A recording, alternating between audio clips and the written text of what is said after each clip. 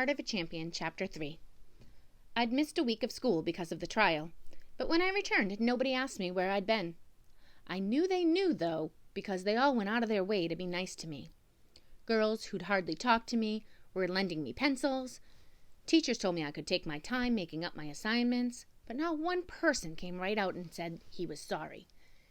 Maybe that's why I thought about Jimmy so much during the week. When Saturday morning rolled around, I headed straight to Henry Ford.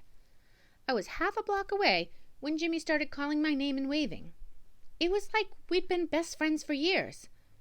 That day, the three of us played pickle, a base running game. The guy in the pickle would keep running back and forth from first to second, second to first, until he was caught and tagged out. Whoever made the tag would take his place. Jimmy had a quick first step, and he had baseball smarts.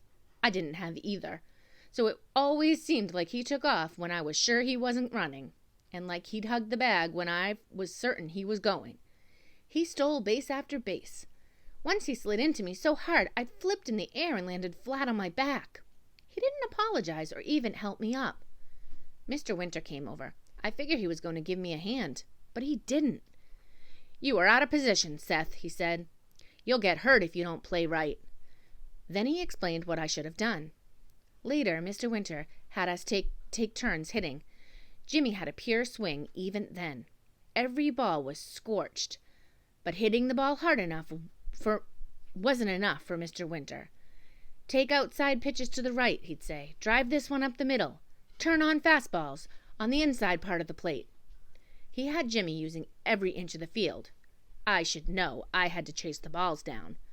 I'd never been able to hit a baseball well. I figured it was because I'm not real strong. But Mr. Winter told me I was swinging with my arms. Start with your weight back.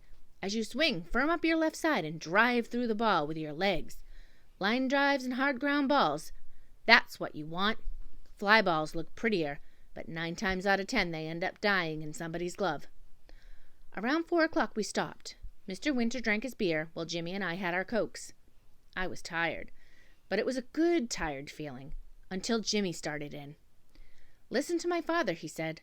"Listen, and you'll learn a whole lot really fast." "I listen," I said. Jimmy shook his head. "Not hard enough. You've got to pay more attention. He knows everything about baseball." "Your father isn't God," I snapped. After that, we sat in silence until Mr. Winter called that it was time for Jimmy to leave. Jimmy stood. "I'll see you tomorrow, won't I?" There was something desperate about the way he asked. "Yeah," I said, "I'll be here."